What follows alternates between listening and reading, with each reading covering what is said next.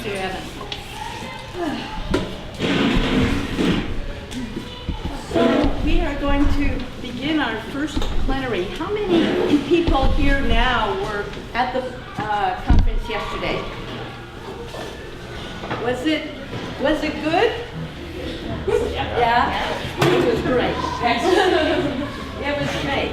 So I want to introduce the plenary by telling a little story that Emily told us yesterday about the chrysalis, which forms little magicels that have to fight off antibodies and have to cluster and form connections in order to emerge finally and fully as butterfly. And yesterday during the conference, we heard about and shared our own stories about the magicels of the solidarity economy.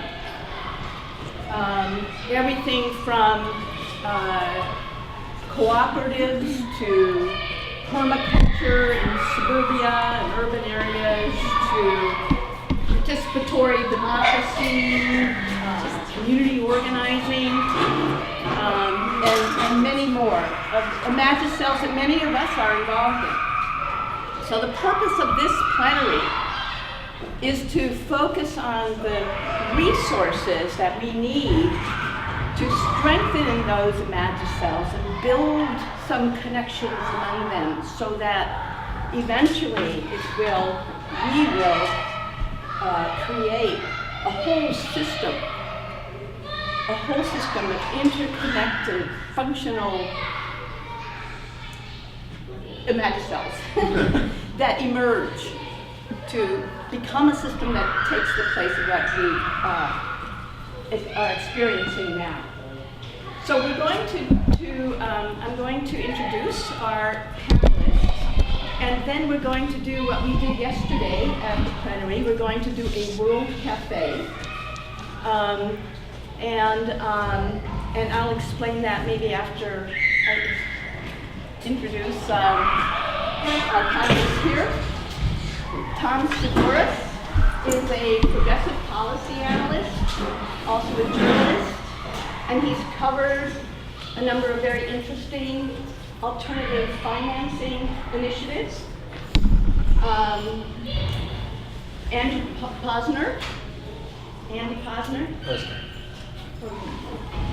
who is with Capital Good Fund. It's a nonprofit, does microfinancing, and makes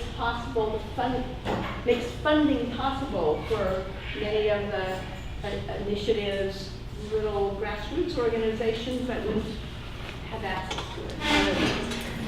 And Maggie Cohn, who is with Co-op Fund in England, and they are the go-to resource for cooperatives looking for funding, especially new co-op or well, not necessarily new ones, but cooperatives. Many co-ops.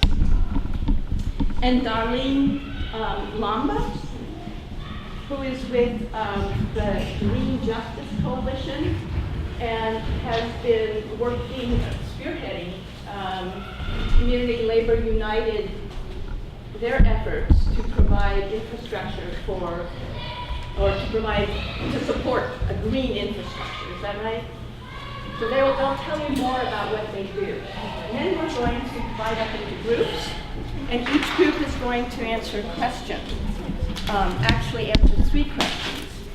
What we need is for 6 volunteers to take notes. If you are willing to be a volunteer to take notes at a table, could you raise your hand? Okay. Okay, so we have report back. So you're going to also. This is also the report back role. All right. So Stacy, could you stand up? Stacy, Stephen, David, and Eliza. We need 2 more note takers. Okay. Great. Jordan, and Samantha. All right. So these are these two tables, and these two tables. So could I have okay. This would be table 1, or this table will answer question 1. Can somebody read question 1? Yeah. Let's do the panel first. Okay. Thank you.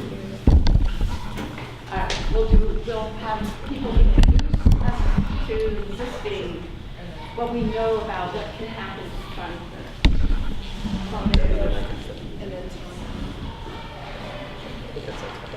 All right, so I'll start. Can everyone hear me okay? Yeah. Cool. So my name is Andy Posner. I'm the founder and executive director of Capital Good Fund.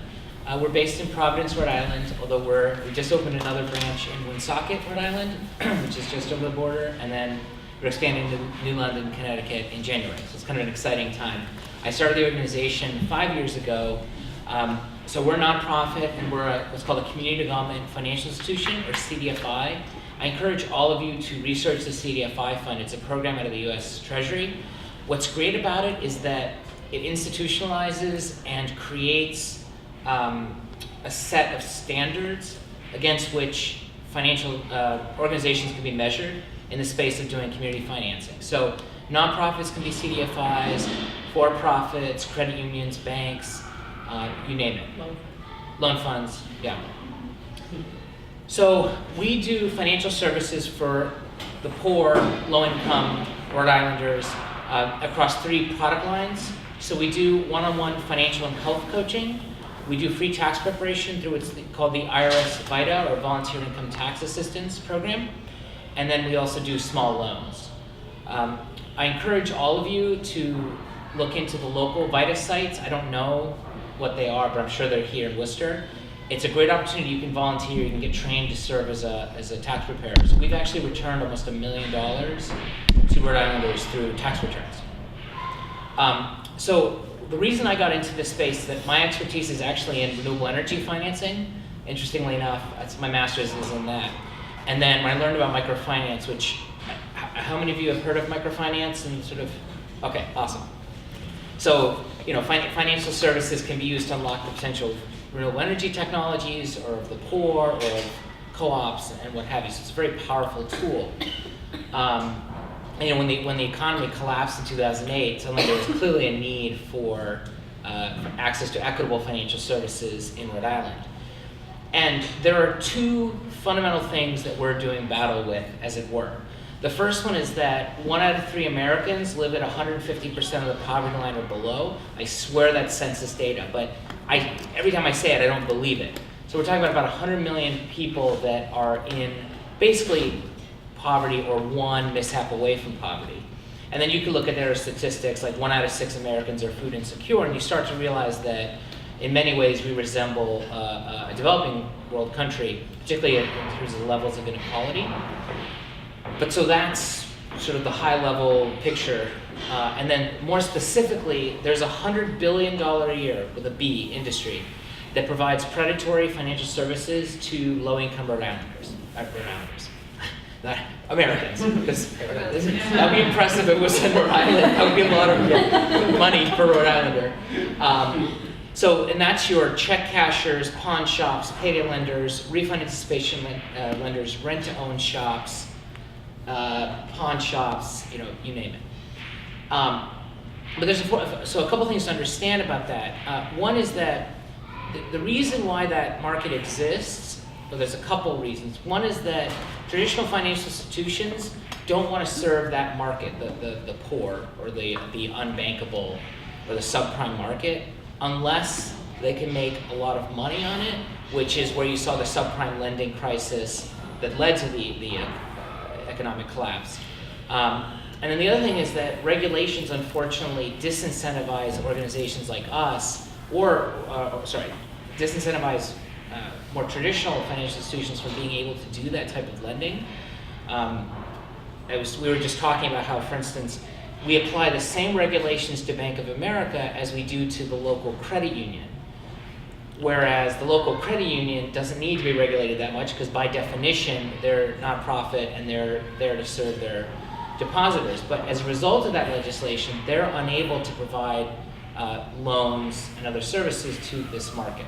So we exist to put, for instance, to give you an example, the payday lender. So in Rhode Island, payday lenders can charge 260%. We are the only state in New England that allows that, but there's, yeah, right. And we've tried for 3 years to ban that, and the reason we haven't is that the former Speaker of the House is now the chief lobbyist for the payday lenders. But, and this is big business, but there's actually $70 million of revenue last year, I think, or 2012 or 11 in Rhode Island from payday lending, Little Rhode Island. So what we do is we offer an alternative to that at 30% instead of 260%. But in addition to that, so we try to provide one-on-one financial and health coaching to help people navigate the complexity of a system that's really designed to encourage people to take advantage of credit, right? I mean, our economy runs on consumer spending, and that's just a fact. I mean, if consumer spending didn't stay at the level it was, under our current system, our economy would collapse, right? I think 70% of GDP is consumer spending. But when you look at all the credit card commercials, all the payday lenders that are in these low-income communities, it's very hard to stay out of that trap. And even if in a state like Massachusetts, for instance, where we don't have physical payday lending, there's a whole wild west of online payday lending. There was an interesting NPR story recently where the reporter went online to inquire about a payday loan, and for weeks afterwards, she kept getting calls and emails and offers for these services. So I guess my last point is just that when we think about the space of community finance, we have to think about it in terms of an alternative. We have to think about it in terms of regulating the predatory practices and also empowering people so that they understand how to navigate what is a system that's stacked against their best interest. So again, I'm Maggie Cohn. I work for the Cooperative Fund of New England.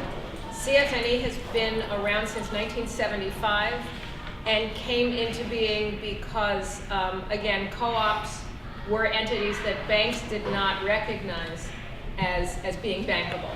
So CFNE started because there were food co-ops that were basically pre-order co-ops or buying clubs that wanted to be able to rent storefronts and open stores, and no banks would lend them money. And so the Co-op Fund of New England came into being specifically to be able to lend money to groups that were considered pretty much unbankable by traditional lending sources. So now CFNE lends to any kind of co-op. We lend to consumer co-ops. Food co-ops are consumer co-ops. We lend to housing co-ops. We lend to agricultural co-ops. We lend to worker co-ops.